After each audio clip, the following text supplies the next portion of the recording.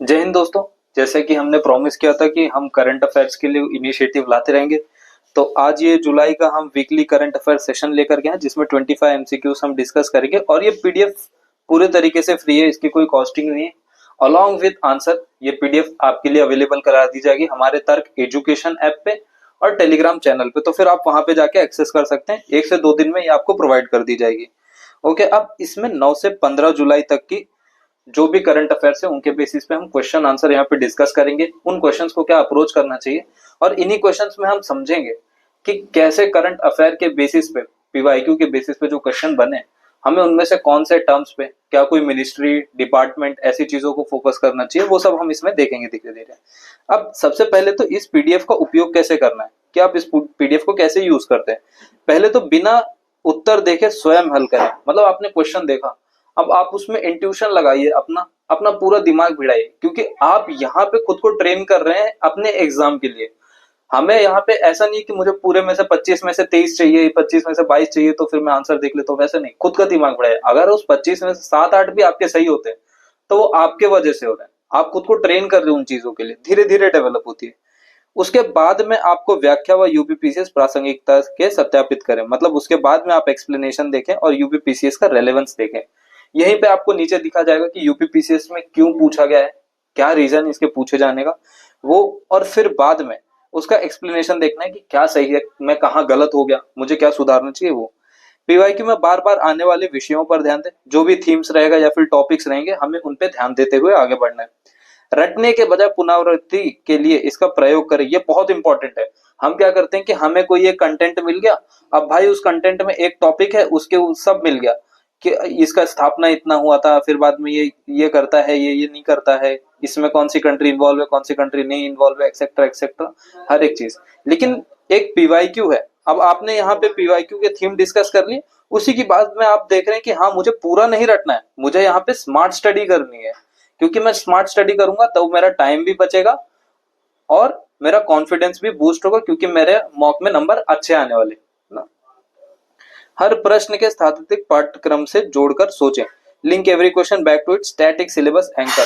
कोई भी current affairs आता है, मैं इसमें बताऊंगा ऐसे बहुत से क्वेश्चंस हैं जो आपका कंसेप्ट टेस्ट करता है कि आपको उसके बारे में कितनी जानकारी। अगर बेसिक चीजें भी पता होती है तो फिर वो क्वेश्चन बहुत आसानी से सॉल्व हो जाता है। ठीक है, तो आगे बढ़ते, ज्यादा समय न लेते हुए, कि पहला क्वेश्चन है हमारा, इंटरनेशनल रिलेशंस का है कि with reference to outcome of PM Australia visit consider the following statements, है ना। 9 से 10 जुलाई के प्रधानमंत्री के ऑस्ट्रेलिया यात्रा के परिणामों के संदर्भ में निम्नलिखित कथनों पर विचार कीजिए। पहला है, uranium export under the civil nuclear agreement will be exclusive for peaceful use under IAEA safeguards. अब यहाँ पे भारत ऑस्ट्रेलिया असैन्य परमाणु समझौते के अंतर्गत यूरेनियम निर्यात केवल आईएईए सुरक्षा उपयोगों पर तहत शांतिपूर्ण उपयोग होता होगा। अब पहला देखो, इसमें क्या है कि आईएईए सेफगार्ड बोला गया है, फिर पीसफुल यूज बोला गया है, यूरेनियम एक्सपोर्ट, सिविल न्यूक्लियर, तो पहला स्टेटमेंट सही है आपका। सेकंड, एसीआईटी साझेदारी भारत ऑस्ट्रेलिया एवं जापान के बीच में। अब यहाँ पे एसीआईटी पार्टनरशिप के बारे में बात की गई, तो फिर अब इसका जब आप फुल फॉर्म भी अगर आप देखोगे तो फिर इसका आंसर आपको मिल जाएगा। क्यों? क्योंकि ये ऑस्ट्रेलिया, कनाडा और इंडिया तीनों के बीच में है ना, ऑस्ट्रेलिया, कनाडा और इंडिया के बीच में, ना कि जापान के। अब ये जापान से कंटेम्परेरी, मतलब जैसे जापान चलता है, कॉर्ड उसका चलता है, ठीक उसी तरह ये भी एक एसोसिएशन है जो चलता है, लेकिन जापान इसका मेंबर नहीं है, तो सेकंड हमारा यहाँ पे रॉन्ग हो जाता है, सेकंड हमारा यहाँ पे रॉन्ग हो जाता है। अब गगनयान समर्थन हेतु अस्थायी ट्रैकिंग स्टेशन कोकोस कीलिंग द्वीप पर होगा, जो हिंद महासागर में ऑस्ट्रेलियाई क्षेत्र है। The temporary tracking station for Gaganyaan will be on Cocos Keeling island on Australian territory in the Indian ocean. अब इससे हमें यह भी पता चलता है कि ये जो कोकोस कीलिंग आइलैंड है, ऐसे कोई भी नाम आते हैं आइलैंड के हो गए, या फिर कोई ओशन सी, या फिर कोई भी छोटी मोटी ऐसी चीज जगहों की जो रेलेवेंस में है, उनके हमें ध्यान देना। थर्ड स्टेटमेंट हमारा यहाँ पे राइट है, भारत ऑस्ट्रेलिया इंडोनेशिया त्रिपक्षीय तंत्र समुद्री क्षेत्र जागरूकता के संबंधित है। इंडिया ऑस्ट्रेलिया इंडोनेशिया ये ट्राइलैटरल मैकेनिज्म है जो रिलेट करता है मैरीटाइम डोमेन अवेयरनेस से। अब ये तो बेसिक ही था एसीआईटीआई का, ठीक है, तो फिर इसमें हमारे 3 स्टेटमेंट सही है और दूसरा गलत है, तो फिर ओनली 3 स्टेटमेंट्स आर करेक्ट, और सेकंड क्यों था वो हमने एनालाइज कर लिया है। अब आते हैं हमारे दूसरे क्वेश्चन के ऊपर जो स्कीम से संबंधित है। अब स्कीम में कैसे तरीके से क्वेश्चन पूछे जाते हैं वो देखते हैं। नमस्ते डे, सबसे पहले तो कोई भी स्कीम हो, कोई भी इनिशिएटिव हो, सबके पहले आप फुल फॉर्म नहीं याद कर पा रहे हो तो आपको उसका रिलेवेंस देखना भी। जैसे नमस्ते, तो आप बस इसमें ये भी याद रखते कि ये सैनिटेशन, साफ सफाई के ऊपर है, ठीक है। आप यहीं से शुरुआत करो, एटलीस्ट आपको ये तो पता चले। उसके बाद में jointly run by ministry of social justice and empowerment and the ministry of housing and urban affair. यह योजना सामाजिक न्याय एवं अधिकारिता मंत्रालय तथा आवासन एवं शहरी कार्य मंत्रालय द्वारा संयुक्त रूप से चलाई जाती है। स्टेटमेंट राइट है। It's financial coordination is done by national सफाई कर्मचारी फाइनेंस एंड डेवलपमेंट कॉर्पोरेशन। योजना के वित्तीय समन्वय राष्ट्रीय सफाई कर्मचारी वित्त एवं विकास निगम करता है। ये स्टेटमेंट भी सही है। योजना का लक्ष्य केवल, ध्यान रहे, केवल हस्तचलित मैला ढुलाई का सर्वेक्षण करना है, ना कि उसका उन्मूलना। It's objective is only to survey manual scavenging, not to eliminate it. अब हम सब ये जानते हैं कि ये एक्सट्रीम वर्ड है। एक्सट्रीम वर्ड क्या होता है? ओनली, ऑलवेज, ऐसे जो क्वेश्चन होते हैं जो एक्सट्रीम दिखाते हैं, मतलब एक पोल पे जाते हैं लोग, तो फिर वो मोस्ट ऑफ द चांसेस रहते हैं कि रॉन्ग होते हैं। तो थर्ड स्टेटमेंट हमारा यहाँ पे इस बार भी रॉन्ग है। ये 1 और 2 दोनों करता है। क्यों? क्योंकि ये भी बोलता है कि जैसे कि 2013 में एक एक्ट आया था जो इसके मैनुअल स्कैवेंजिंग के खिलाफ था कि ये कोई कमाई का जरिया नहीं हो सकता, ये जो स्कैवेंजिंग है इसको कोई एम्प्लॉयमेंट का जरिया नहीं बनाना चाहिए। तो ये 2013 एक्ट में आ गया था, लेकिन स्टिल वो प्रैक्टिस की जाती है कई जगहों पे। तो फिर ये बताया गया है कि इसको एलिमिनेट करना भी इसका एक मुख्य उद्देश्य है। किसका? नमस्ते स्कीम के बारे में मैंने ये बात की है। ओके, 1 और 2 हमारा आंसर है। ओके, अब है given below are the 2 statements. एक असर्शन है और एक रीजन है ना, अभिकथन और कारण।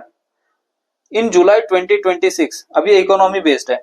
इन July 2026 IMF cut India financial year 2026-27 growth forecast to 6.4। अब यहाँ पे देखना है क्या दिया है, यहाँ पे वर्ड फोरकास्ट। जुलाई 2026 में IMF ने भारत का वित्त वर्ष 2026-27 का वृद्धि पूर्व अनुमान घटाकर 6.4% कर दिया। ये असर्शन है हमारा। India's actual GDP growth in FY 2025-26 had fallen to 6.4%। अब देखना है, यहाँ पे फोरकास्ट है और यहाँ पे एक्चुअल जीडीपी दिया है। अभी जब आप ये दोनों को देखते हो तो आपको पता चल जाता है कि ये कॉन्ट्राडिक्टरी है ना। तो फिर हमारा यहाँ पे है कि ये जो यहाँ पे एक्चुअल जीडीपी है, ये एक्चुअल जीडीपी नहीं था, ये क्या था? फोरकास्टेड था, मतलब इसको पूर्व अनुमानित किया गया था। तो फिर हमारा यहाँ पे आर फॉल्स हो जाता है और ए ट्रू हो जाता है। अब इकोनॉमी में आपने क्या समझा कि इसमें कोई भी चीज आती है तो मुझे कीवर्ड पे फोकस करना है कि वो उस क्वेश्चन में कीवर्ड क्या दिया गया है। यहाँ पे जैसे एक्चुअल और फोरकास्ट का यहाँ पे हमें डिफरेंस देखने मिला था, यानी पूर्व अनुमान और वास्तविक का डिफरेंस। तो इसमें हमारा ए ट्रू है लेकिन आर फॉल्स है। ए ट्रू है, आर गलत है। अब साइंस एंड टेक पे क्वेश्चन पे आते हैं। मिशन दृष्टि सैटेलाइट लॉन्च्ड इन जुलाई 2026। अब इसके लिए स्टेटमेंट दिए गए हैं, कौन से वो देखना है। मतलब मिशन दृष्टि जो जुलाई 2026 में आई थी।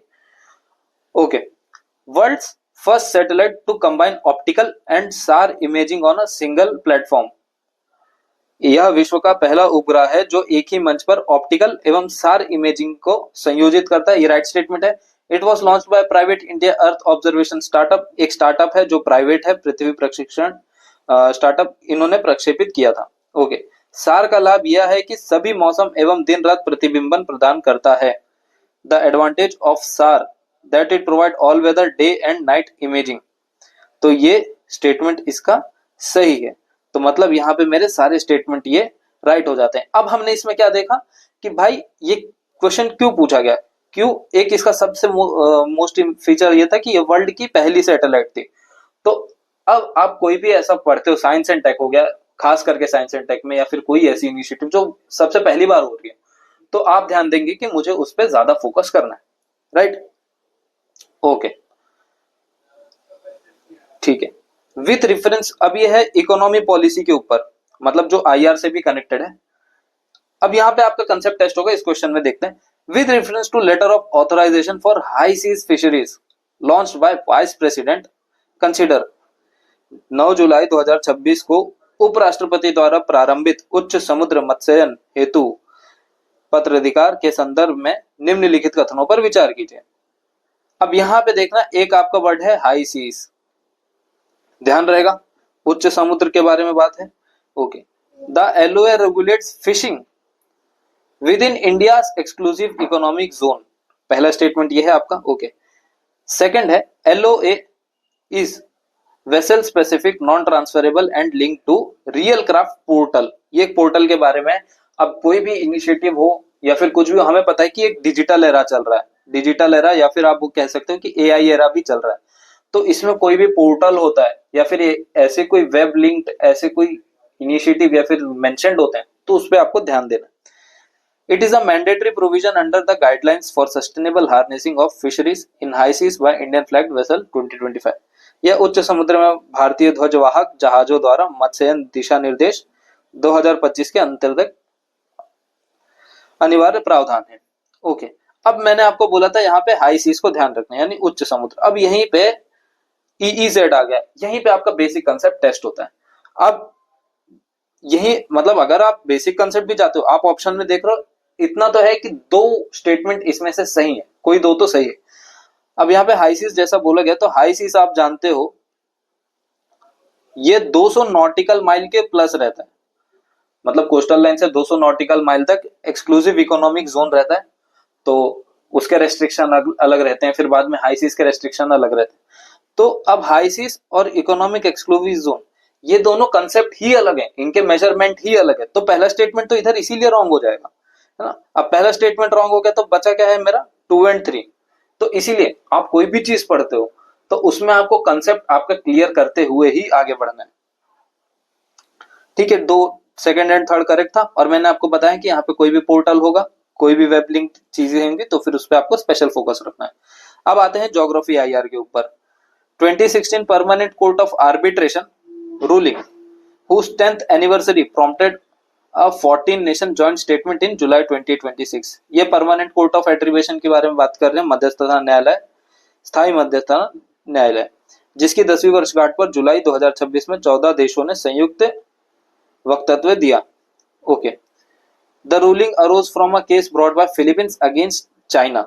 यह निर्णय फिलीपींस द्वारा चीन के विरुद्ध लाए गए मामले में आया था। Okay, ruling found चाइना's 9 line consistent with UN clause.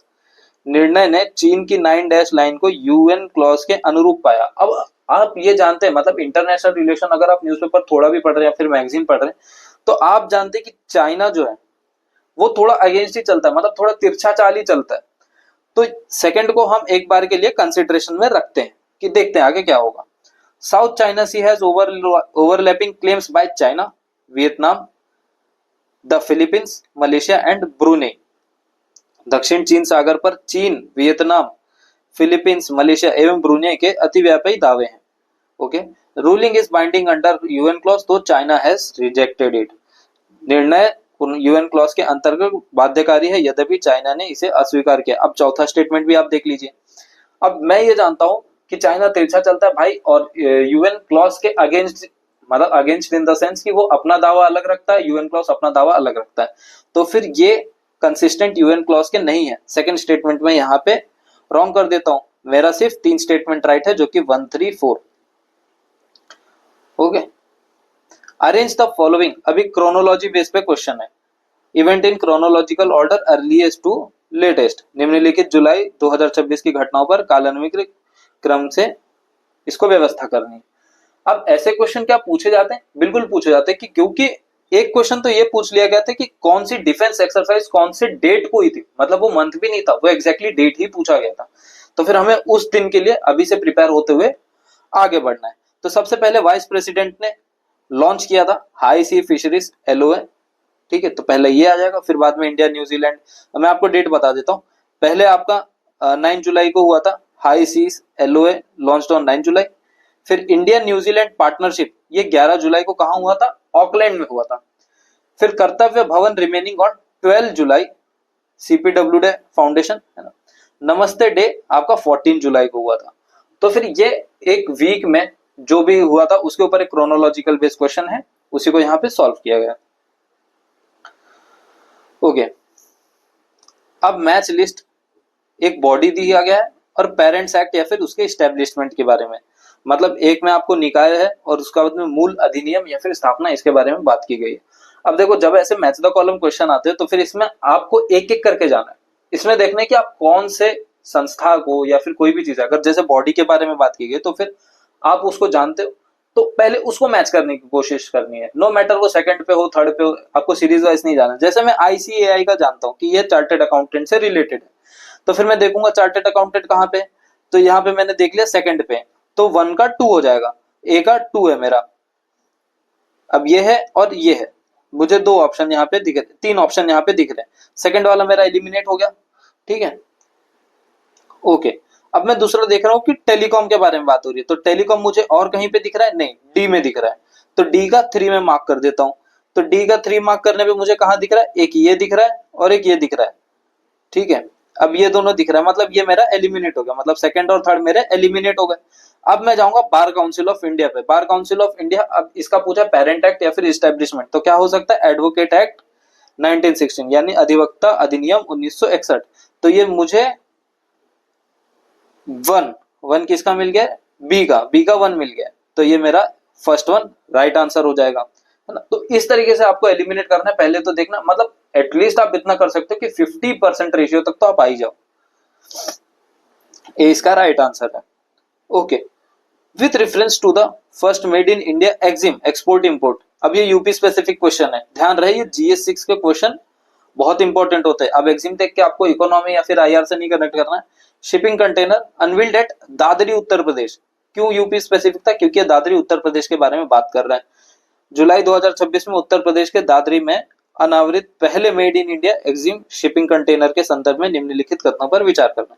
It was unveiled at marks CONCOR inland container depot, है ना, इसका अनावरण मार्क्स कॉनकोर अंतरदेशीय कंटेनर डिपो पर हुआ। It is supported by 10,000 crore container manufacturing promotion scheme, यह 10,000 करोड़ की कंटेनर निर्माण संवर्धन योजना समर्थित है। कंटेनर ISO विनिर्देशों एवं कंटेनरों की सुरक्षा हेतु अंतरराष्ट्रीय अभिस्मय के अनुरूप बना है। The container conforms to ISO specification and international convention for safe container है, ठीक है। तो ये ऑल ऑफ द स्टेटमेंट्स ये राइट है इसके, है ना, क्योंकि यूनियन मिनिस्टर ने ये किया था और ये बहुत इंपॉर्टेंट है, ये आपको ध्यान में रखना है। जो स्टूडेंट्स इसको बहुत ज्यादा कोप अप नहीं कर पा रहे, टेंशन मत लीजिए, आप सबको PDF मिलेगा और ये सब PIB ये सब जगहों से इसको निकाला गया। अब से आगे बढ़ते हैं। IR with reference to India New Zealand strategic partnership announced on 11 July 2026। अब ये इसीलिए रिपीट ही किया जा रहा है, डेट अगर आप देखेंगे इसीलिए रिपीट किया जा रहा है, तो ताकि आपको रिवाइज भी होता रहे। Both countries adopted the road map to 2030। Partnership was announced at a meeting of the 2 PM in Auckland. The partnership include implementation of 2025 defence cooperation MOU। दोनों देशों ने रोड मैप टू 2030 को अपनाया। यह साझेदारी ऑकलैंड ने दोनों प्रधानमंत्रियों की बैठक में घोषित में हुई। साझेदारी में 2025 के रक्षा सहयोग समझौता ज्ञापन का क्रियान्वयन शामिल है। अब इसमें सारे स्टेटमेंट्स इसके करेक्ट हैं, ओके। अब रिपोर्ट और इंडेक्स के बारे में बात करते हैं। यूडीज की जो 2025-26 रिपोर्ट है ये जुलाई 2026 में रिलीज हुई है ना, इसके ऊपर। तो यूडीज विश्व का सबसे बड़ी विद्यालय शिक्षा प्रबंधन सूचना प्रणाली है, world largest school of education management information system. It is a maintained by department of higher education, ministry of education. ये शिक्षा मंत्रालय के उच्च शिक्षा विभाग द्वारा बनाए रखा है। In 2025-26 government school internet connectivity rose to 63.1%। 2025-26 सरकारी विद्यालयों की इंटरनेट कनेक्टिविटी बढ़ाकर 63.1% हो गया था। तो अब इसके मिनिस्ट्री के ऊपर ध्यान देना है कि मिनिस्ट्री इसकी जो डिपार्टमेंट है, मिनिस्ट्री तो राइट है लेकिन डिपार्टमेंट इसका यहाँ पे गलत मेंशन किया है। सही डिपार्टमेंट क्या है इसका, school of education and literacy, department of school education and literacy. तो ये ध्यान देना है कि कभी कभी मिनिस्ट्री आपको राइट दे देगा लेकिन डिपार्टमेंट आपको वहां पे श्योर होने के बाद ही मार्क करना है। With reference to once weekly basal insulin Awiqli approved in India 2026 consider, मतलब एक इंसुलिन है, इंसुलिन शुगर कंट्रोल करने के लिए होता है। अब अवीकली के संदर्भ में निम्नलिखित कथनों पर विचार करना है। The Indian authority that approved is the CDSCO, इसे स्वीकृति देने वाला भारतीय प्राधिकरण CDSCO बना है। यह सप्ताह में एक बार दी जाने वाली बेसिल इंसुलिन है जो रोगी अनुपालन बेहतर करती है। Once weekly basal insulin improving patient compliance. Okay, भारत ऐसी इंसुलिन स्वीकृत करने वाला विश्व का पहला देश है। तो अगर ये स्टेटमेंट यहाँ पे रॉन्ग है, क्यों? क्योंकि ये 7th कंट्री है। तो ध्यान देना कि अब इंडिया कितवा कंट्री है, अगर या तो फर्स्ट है तो उसको भी प्रायोरिटी रखना है, और इंडिया का स्टेज हमें यहाँ पे पता करते हुए चलना है कि हाँ भाई कितवे ट्रैक पर, मतलब ये कितने ट्रैक पर है। इकोनॉमी बेस पे क्वेश्चन है, अर्थव्यवस्था। इलेक्ट्रॉनिक्स विनिर्माण को प्रोत्साहन देने हेतु सरकार द्वारा मूल सीमा शुल्क माफी के संदर्भ में निम्नलिखित कदमों पर विचार कीजिए। With reference to government basic custom duty waiver of 9 जुलाई 2026 to boost electronic manufacturing consider। एक है waiver applies to component for display assemblies, lithium ion cells and inductor coil modules। Okay, माफी display assembly, lithium ion cell एवं inductor coil module के घटकों पर दी गई। यह सीमा शुल्क अधिनियम 1962 के तहत अधिसूचना द्वारा की गई है। It was made by a notification under the Custom Act 1962। It aims include supporting the PLI scheme for advanced chemistry cell batteries। इसका उद्देश्य उन्नत रसायन सेल बैटरी हेतु PLI योजना को समर्थन देना। Lithium ion cells are the core component of EV batteries and energy storage system. Lithium ion cell EV battery एवं ऊर्जा भंडारण प्रणालियों का मूल घटक है। अब ये ऑल 4 करेक्ट हैं, क्यों? क्योंकि ये सभी इसके फीचर्स हैं। तो ये आपको यहाँ पे याद कर लेना है। ओके, असम द्वारा जुलाई 2026 में नलबाड़ी में चलाए गए मादक पदार्थ विनाश अभियान के संदर्भ में असम की भौगोलिक स्थिति पर विचार कीजिए। Okay, in the context of Assam drug disposal campaign at Nalbari consider Assam geography. अब यहाँ पे आसाम का ज्योग्राफी पूछ लिया, इसीलिए मैपिंग बहुत इंपॉर्टेंट रहता है, ध्यान रहे। आसाम की अंतरराष्ट्रीय सीमा भूटान एवं बांग्लादेश से लगती है, shares an international boundary with Bhutan and Bangladesh. होगी, Assam also shares a border with Myanmar. अब जब ऐसे क्वेश्चन आते हैं, सेकंड वन, कि आसाम की सीमा म्यांमार से भी लगती है, तो वो डाउटफुल होते हैं वहां पे, तो उनपे हमें स्पेशल फोकस करना रहता है। तो ये म्यांमार से नहीं लगते हैं, चलो सेकंड रॉन्ग हो गया। अब इसमें से मुझे पता चल गया कि ये 1 और 3 इसका राइट आंसर है। अब देखते हैं आसाम की बाउंड्री किससे शेयर होती है। आसाम की बाउंड्री म्यांमार से नहीं होती है, बल्कि अरुणाचल, नागालैंड, मणिपुर और मिजोरम से लगती है, यानी शेयर होती है।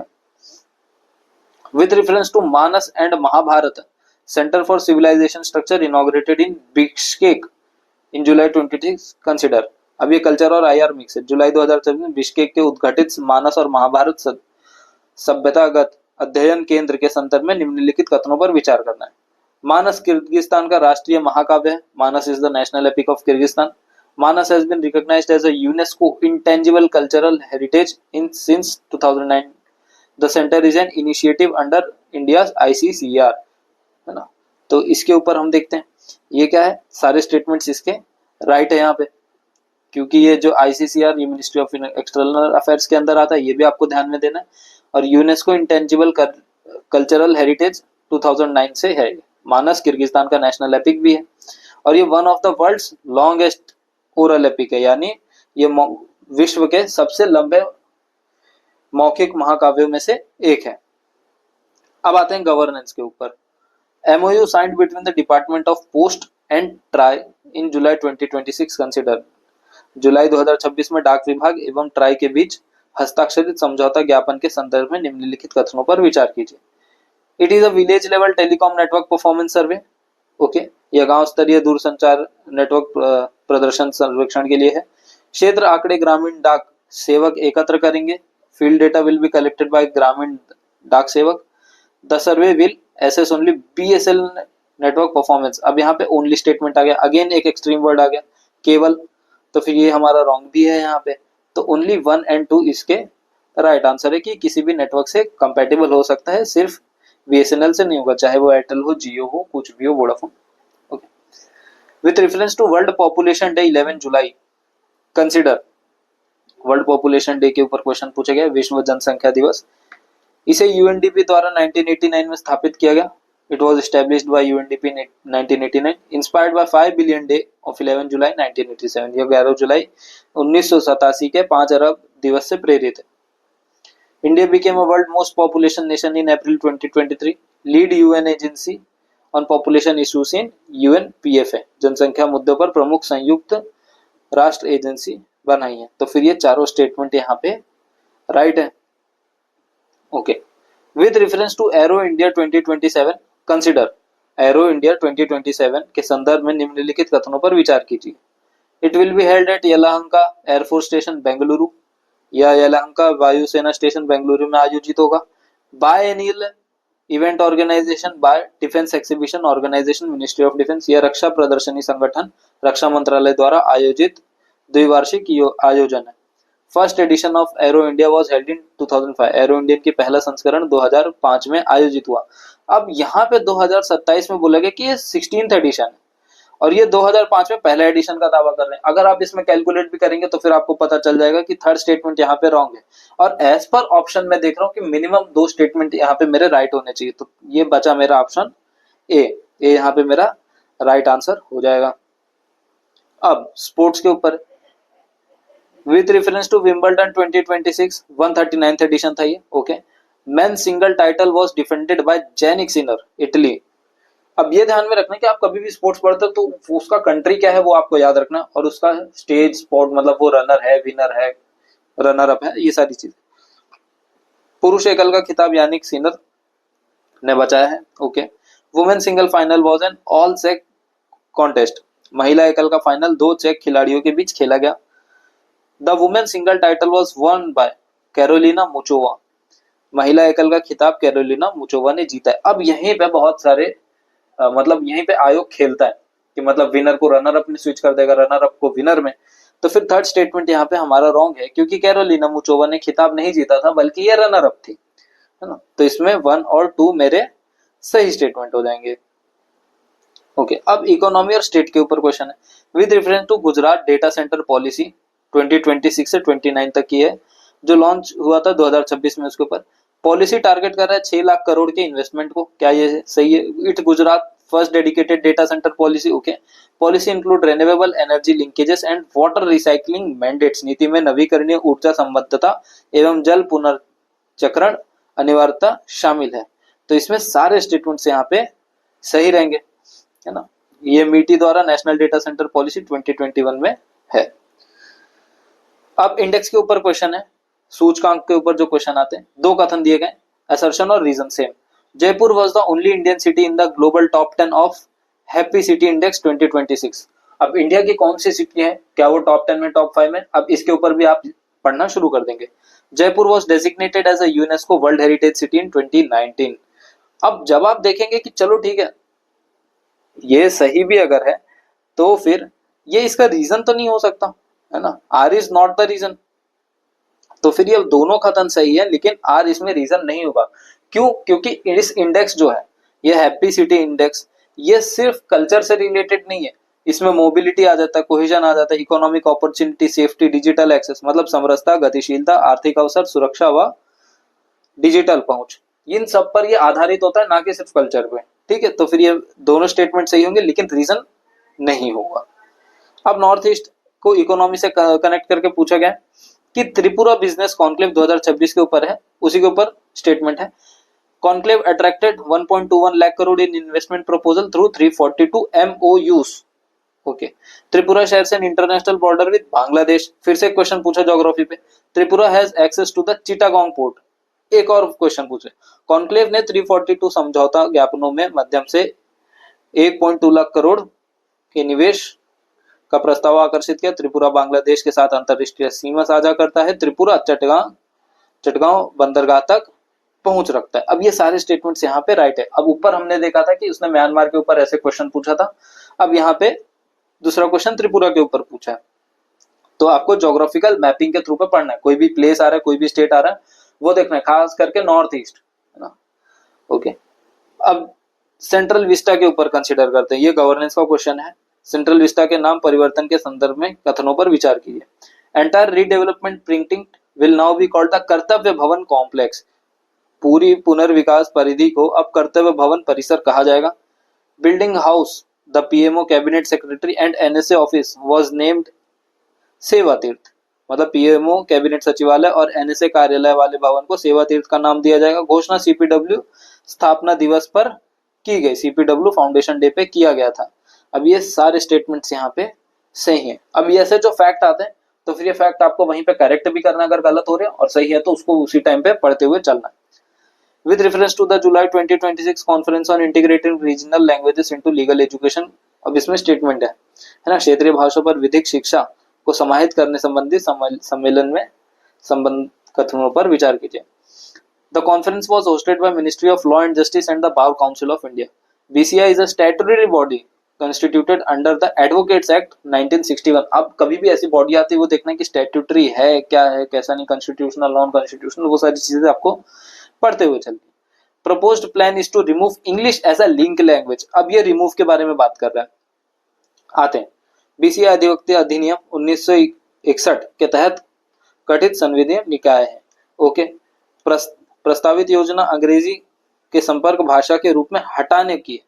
अब कभी भी ऐसे लैंग्वेज डायरेक्टली हटाया नहीं जा सकता, बल्कि इसको, ये जो एजुकेशन पॉलिसी आई थी एनईपी नेशनल एजुकेशन पॉलिसी, उसमें ये बोला था कि मदर टंग बेस्ड अप्रोच यहाँ पे हमें अलाइन करना चाहिए। मतलब इंग्लिश को सिर्फ सेपरेट नहीं करना चाहिए बल्कि मदर टंग भी हम इसमें अलाइन कर सकते हैं। तो इसमें सिर्फ 1 और 2 राइट आंसर रहेगा, 3rd रॉन्ग हो जाएगा। अब ACIT पार्टनरशिप के ऊपर फिर से क्वेश्चन पूछा यहाँ पे ना, जो 9 जुलाई को हुआ था। अब इस क्वेश्चन में आप देखोगे कि डेट हमेशा मेंशन है। क्यों? क्योंकि हम चाहते हैं कि अगर कोई क्रोनोलॉजी बेस्ड क्वेश्चन आ जाए सिर्फ डेट बेस्ड, तो फिर आप उसको वहां पे करेक्ट कर सको। It is the first ever trilateral technology cooperation framework between India, Australia and Canada. यह भारत, ऑस्ट्रेलिया एवं कनाडा के बीच में पहला त्रिपक्षीय प्रौद्योगिकी सहयोग ढांचा है। अब यहाँ पे देखना फर्स्ट एवर के बारे में बात हो रही है। It covers AI, critical minerals and quantum computing. इसके अंतर्गत कृत्रिम बुद्धिमत्ता, क्रांतिक खनिज एवं क्वांटम कंप्यूटिंग आते हैं। यह कॉर्ड भारत, अमेरिका, जापान, ऑस्ट्रेलिया की जगह लेने वाला तंत्र है। It is a mechanism intended to replace the Quad. ठीक है, अब इसका राइट आंसर क्या है कि सिर्फ 1 और 2। क्यों? क्योंकि ये कॉर्ड की जगह नहीं होगा। मैंने आपको पहले ही बताया कॉर्ड की जगह नहीं लेगा, बल्कि कॉर्ड के कंटेम्परेरी चलेगा, है ना, कि जैसे वो चल रहा है वैसे इनका भी अपना चलेगा।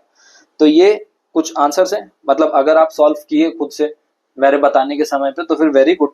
अगर आपने नहीं किया तो फिर ये PDF आप डाउनलोड कीजिए, ये आपको टेलीग्राम पे मिल जाएगा, देख सकते हैं इसको, हर एक डेटा यहाँ पे दिया गया अच्छे से। तो ये सारे डेटा के साथ में आपको हमारे तर्क एजुकेशन ऐप पे मिल जाएगा, या फिर टेलीग्राम से आप एक्सेस कर सकते हैं, टोटली फ्री है।